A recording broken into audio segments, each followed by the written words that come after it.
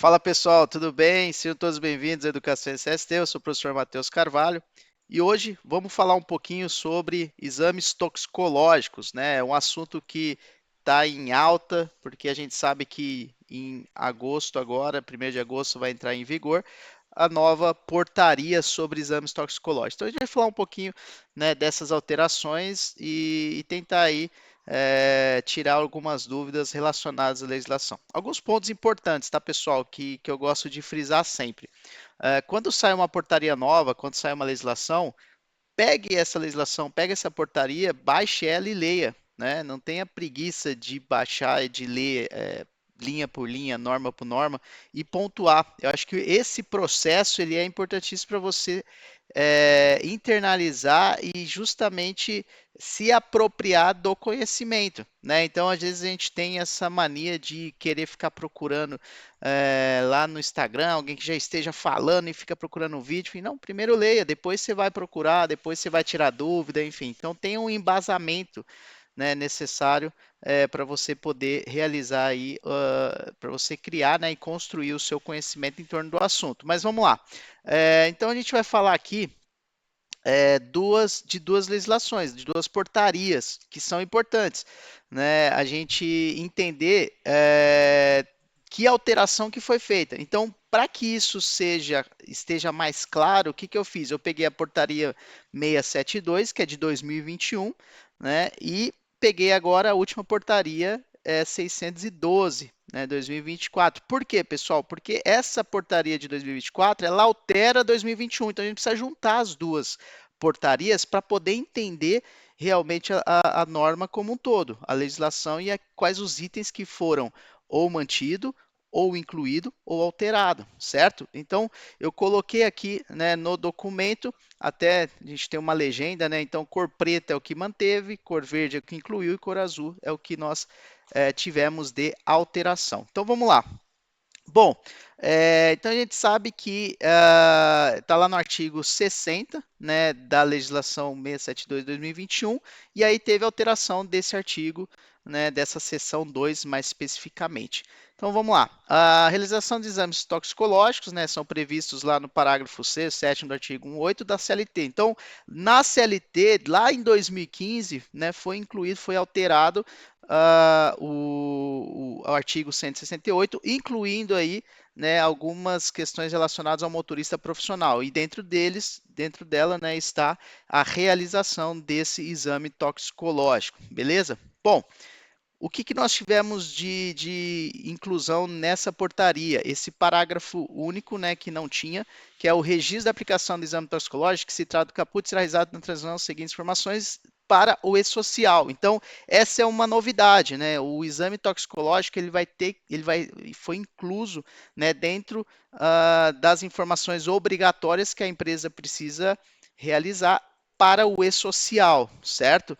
Então, ele vai ter um evento que né, a gente vai encaminhar essa informação, né, dentro do sistema da escrituração digital, né, que é o e-social. Bom, então essa é o que muita gente está falando. Agora vai ter que mandar para o e-social, agora vai ter que mandar para o e-social. Beleza. Por quê? Por conta desse parágrafo aí que foi incluso no artigo 60, beleza? Então eu tenho as especificações aqui das informações que precisam para ser encaminhado. Beleza.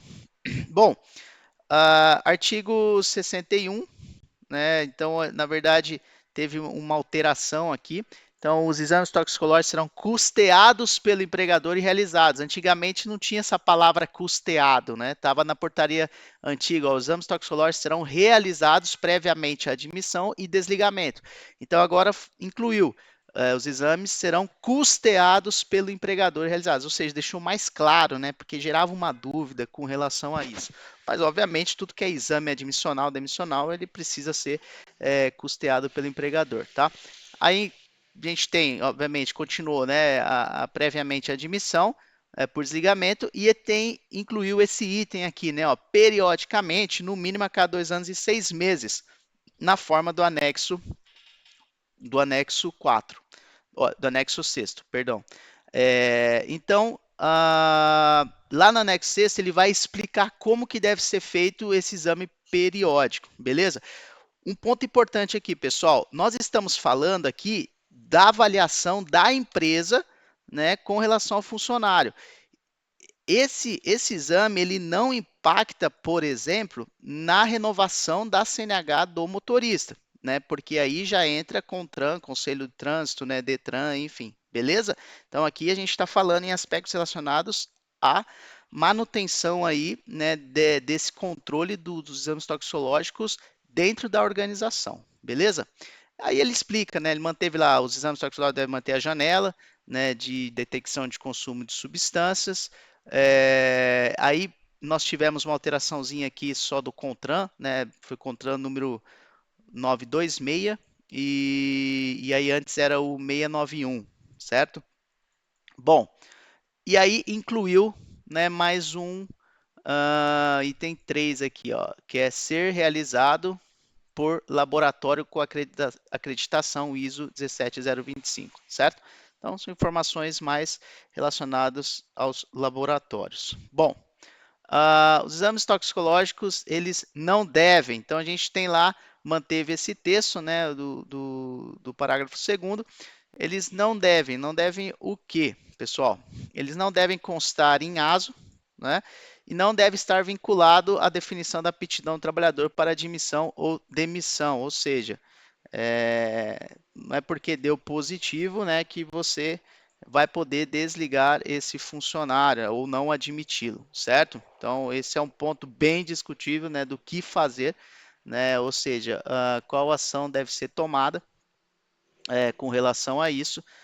Ele não deixa muito claro aqui nesse momento, ele fala um pouco só quando é detectado no periódico, certo? Ele dá algumas orientações com relação ao periódico. E aí, pessoal, eles tiraram esse item que é o ser integrante no PCMSO, certo?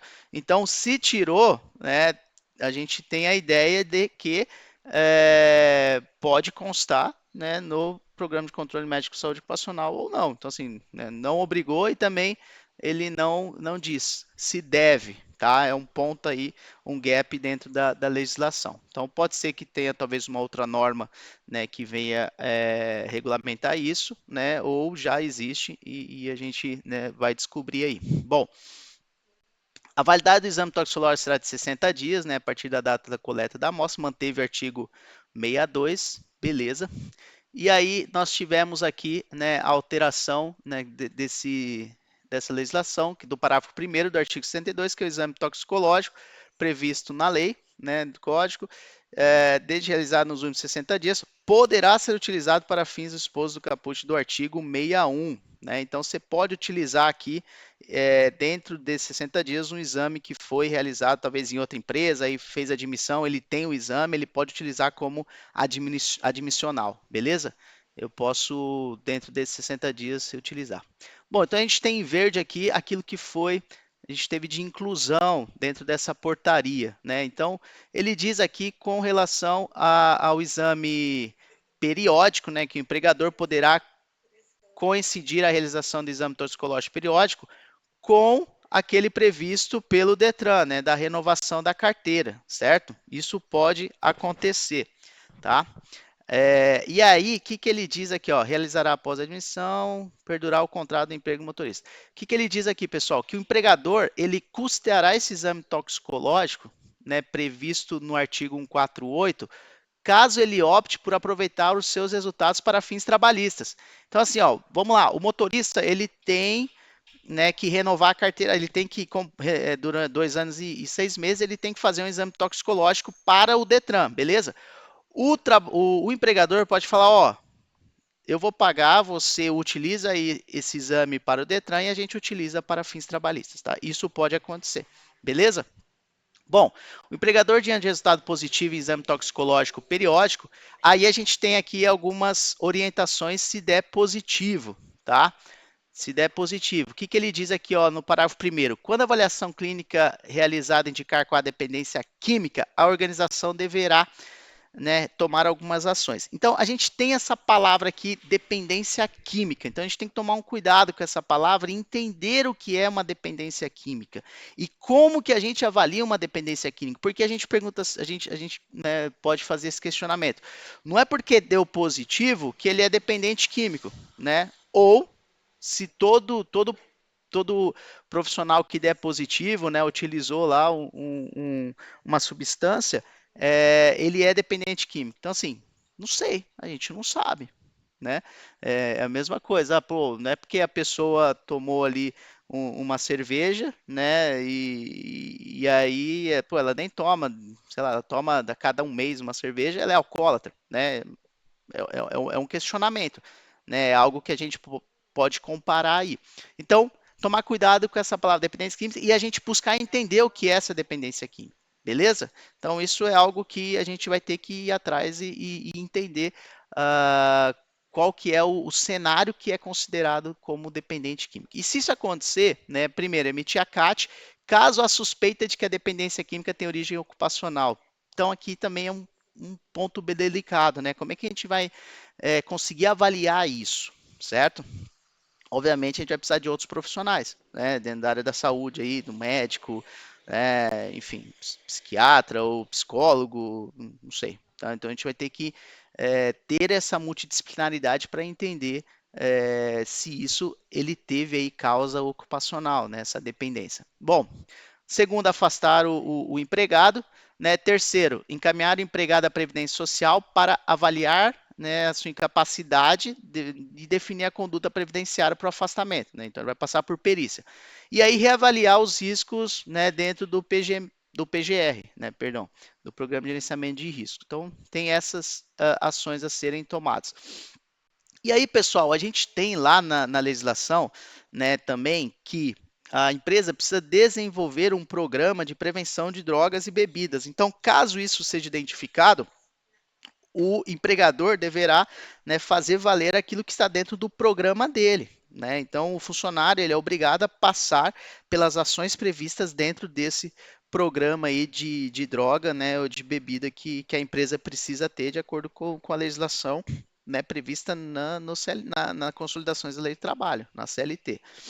Então, ó, o empregador poderá realizar a avaliação e desenvolvimento de quadro de dependência química em relação a qualquer dos seus motoristas profissionais empregados no âmbito do programa de controle de drogas e bebidas alcoólicas, a ser instituído, né, conforme aí previsto na CLT. Bom, aí diz também que o programa de controle de drogas e bebidas alcoólicas previsto, né, no artigo a ser instituído pelo empregador poderá ser contemplado no PGR. Poderá, essa é uma palavra importante, poderá, né? Poderá é diferente de deve, beleza? Eu posso colocar isso no meu PGR. Bom, aí diz que a inspeção do trabalho, né, o auditor fiscal do trabalho verificará os cumprimentos positivos, disciplina a realização dos exames toxicológicos. Eles vão, né, avaliar isso daí.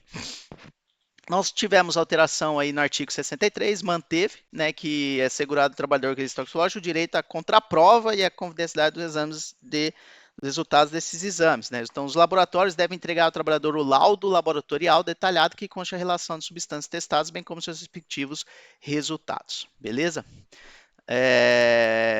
Bom, e aí tem o artigo 64, fala mais especificamente sobre a ação dos laboratórios, tá bom? Não vou entrar em detalhes aqui com relação a isso. Só incluiu, né, na verdade, alterou, né, essa redação do parágrafo 5, que diz que o relatório médico deve concluir pelo uso indevido ou não de substância psicoativa sem indicação de níveis ou tipo de substância identificada. Ou seja, o que é isso, pessoal? O laboratório ele vai encaminhar pro empregado o resultado que deu, já o que ele utilizou, quais são os níveis, enfim. Só que existe um outro relatório que o médico vai encaminhar para a empresa, né? E esse relatório que ele vai encaminhar para a empresa não pode ter essas informações, só pode ter o quê? Se ele teve uso indevido ou não, certo? Isso. Por quê? Precisa preservar também o tipo de substância que ele usa, etc. Tá bom? Então, né, para não dar, não sei. Né, isso aí é também para preservar aí o trabalhador, né, frente aí a sua dependência ou a sua utilização, tá bom? Bom,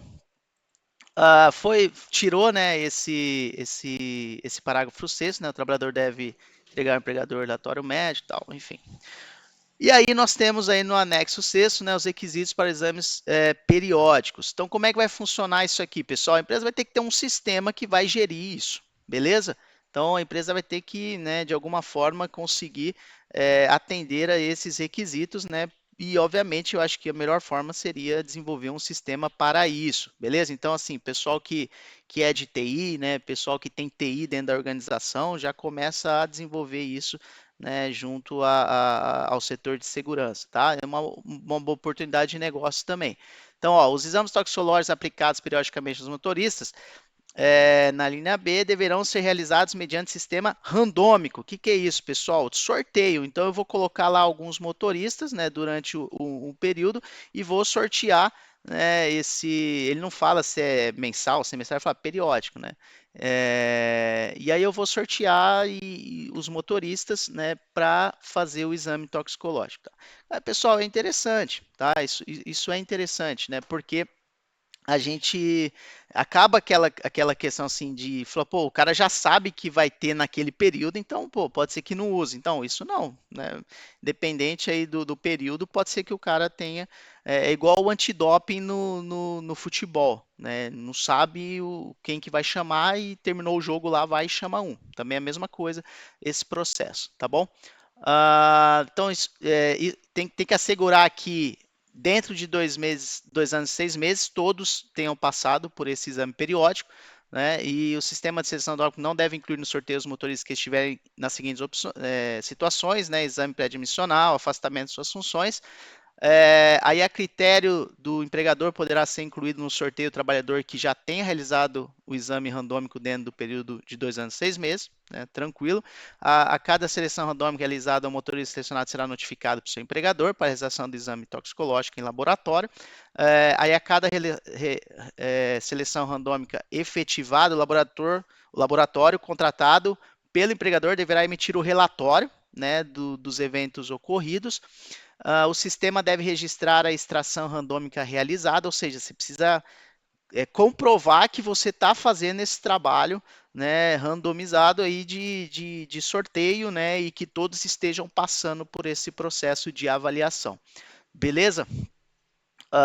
Isso aí durante o período de 5 anos. Né? Então, o sistema deverá gerar certificados para os motoristas que participaram do processo de randomização, mas não foram selecionados. Então, assim, eu seleciono alguns motoristas que eu gostaria que fizessem, né, o exame, e aí vai ter um sorteio. Beleza, aqueles que não foram selecionados, eles precisam ter um certificado que eles participaram do processo, né, de sorteio ali daquele período, certo? Os certificados de que trata o item deverão ser emitidos sem ônus para os motoristas, realizando o exame randômico, o laudo respectivo será encaminhado pelo laboratório ao motorista empregado, beleza? E o relatório circunstanciado com a informação do resultado positivo, que é aquele que o empregador que vai ter esse relatório, né? Que é um relatório mais superficial, né? Vamos dizer dessa forma.